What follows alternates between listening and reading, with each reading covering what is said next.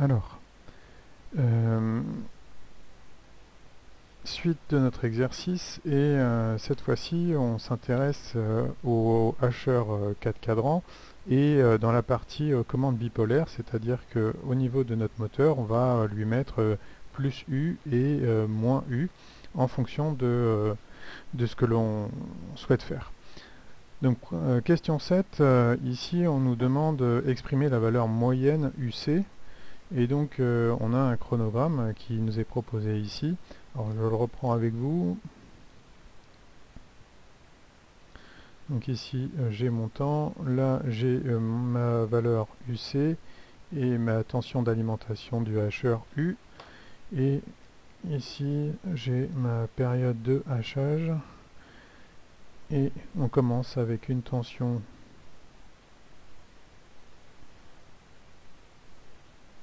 ici. Hop.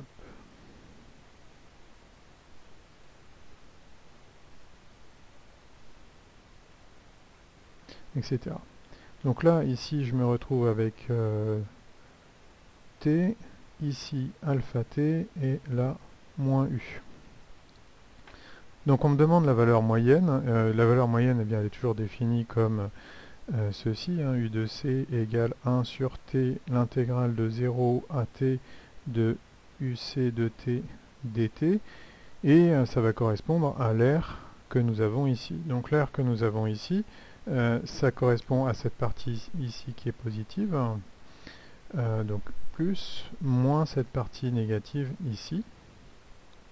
Et si j'exprime la valeur de la tension moyenne, ça va être ici égal à 1 sur T, multiplié par eh bien, alpha T fois U, moins, en fait ici, T moins alpha T U.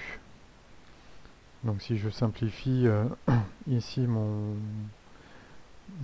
calcul, je vais trouver ma valeur moyenne de tension qui vaut ici tout simplement, alors je développe 1 sur T alpha U moins, oula, ici il manque une parenthèse, moins TU plus alpha T U, et ça me fait ici 1 sur T, donc les T vont se simplifier, hein, je peux les mettre en facteur, je vais avoir U aussi facteur de tout ça, et je vais avoir 2 alpha moins 1. Donc ça qui correspond à ma valeur moyenne UC.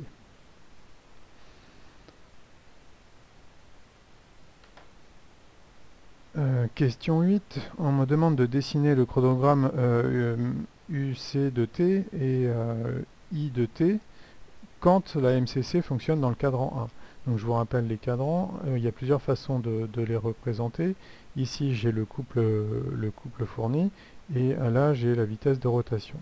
Et le cadran 1 c'est ici, c'est-à-dire vitesse de rotation positive et couple positif. Alors, qu'est-ce que ça m'impose? Ici, donc Q1 va m'imposer en fait d'avoir un oméga supérieur à 0, et donc le oméga supérieur à 0, ça va m'imposer d'avoir un E supérieur à 0, et j'ai un couple moteur qui est supérieur à 0, et donc ça va m'impliquer d'avoir un I moyen ici supérieur à 0. Donc si j'ai un I moyen supérieur à 0, le mode de fonctionnement associé, enfin le courant associé, ça va être ici un I mini là, un I maxi ici, et je vais avoir une variation linéaire de mon courant si je suppose bien évidemment que ma fréquence de hachage est très petite devant la constante de temps RL de mon circuit. Donc je vais avoir une évolution du courant ici qui va être comme ceci. Alors attention, on a dit que c'était le courant moyen qui devait être positif, donc je peux très bien me trouver avec un I mini qui descend, hein, je peux translater la courbe en noir, je la fais en pointillé, et je pourrais très bien avoir ce mode de fonctionnement également. Donc attention, dans le mode de fonctionnement que je dessine actuellement, je vais avoir un I mini qui est négatif, mais mon I moyen va rester globalement positif. Donc je vais essayer de me prendre une autre couleur pour vous montrer le I moyen. Donc ici, j'ai un I moyen qui va rester positif. J'espère que vous le voyez quand même à l'écran. On le devine à peine ici. Mon I moyen est supérieur à 0 malgré le fait d'avoir un I mini négatif. Donc ça, c'était l'analyse de fonctionnement pour le cas de figure du cadran 1. Si maintenant je passe sur le cadran 2, alors je vais devoir refaire un chronogramme. Ici, donc cadran 2, qui est ici, je vais avoir un couple moteur négatif, hein, et une vitesse de rotation positive. Typiquement, c'est une voiture qui avait été lancée, qui arrive à un feu qui passe au rouge et qui se met à ralentir. Donc on a bien un couple moteur qui devient négatif pour freiner la voiture, mais on fonctionne toujours dans le sens avant, et donc la vitesse de rotation n'a pas changé. Donc cette analyse m'impose un oméga globalement toujours positif, hein. Enfin, la valeur moyenne de oméga est ici n'a pas beaucoup de sens, hein.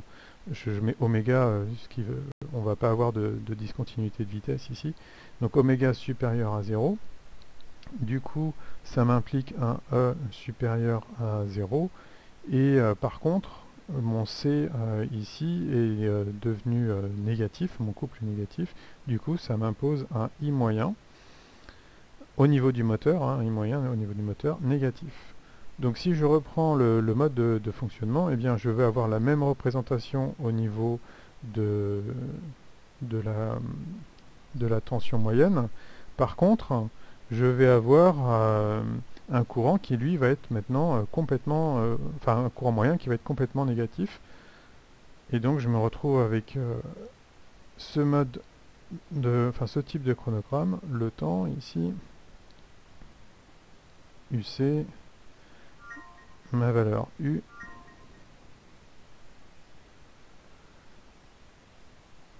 ma tension, j'essaie de reprendre à peu près les mêmes dimensions, alpha T, T, T plus alpha T, et ici 2T. Donc je me retrouve avec une tension qui fait ça.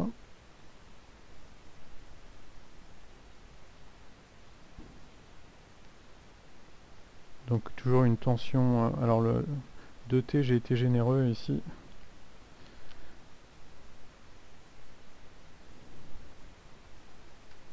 Donc toujours une tension moyenne positive. Hein. Et cette fois-ci, un courant moyen qui devient négatif. Donc mon courant ici, je vais avoir toujours mon I mini. Alors attention, tel que je l'ai fait là, je devrais mettre virgule, et ici IC aussi. La tension au niveau du moteur, le courant au niveau du moteur, hein. C'est un double graphique, et ici je reprécise IC de T et UC de T. Donc là je vais avoir maintenant mon I maxi.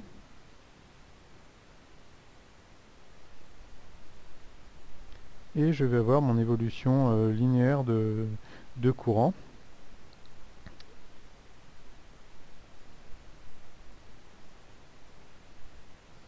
Comme ceci. Et donc avec un courant moyen ici qui reste toujours négatif. Et bien évidemment, je le refais en pointillé, je pourrais avoir une solution où mon I moyen se rapproche de 0 et je pourrais avoir ici un I maxi qui deviendrait positif, et du coup j'aurais un profil de courant que je fais en pointillé qui serait comme ceci. Hop, alors il faut que je revienne au même endroit. Donc j'aurai toujours un courant moyen négatif, mais je peux avoir un pic de courant ici positif. Donc voilà pour les chronogrammes, hein, ce qui nous permet de faire la question 9 ici. Et maintenant on me demande de trouver la valeur maximale de l'ondulation de courant. Et ça c'est toujours pareil. La seule différence, ça va être sur le E moyen qui va changer du fait de l'expression donc euh, de- du mode bipolaire. Donc première phase, hein, t appartient à 0 alpha t, eh bien je vais me retrouver avec l'équation u égale L d de i sur dt plus la FEM.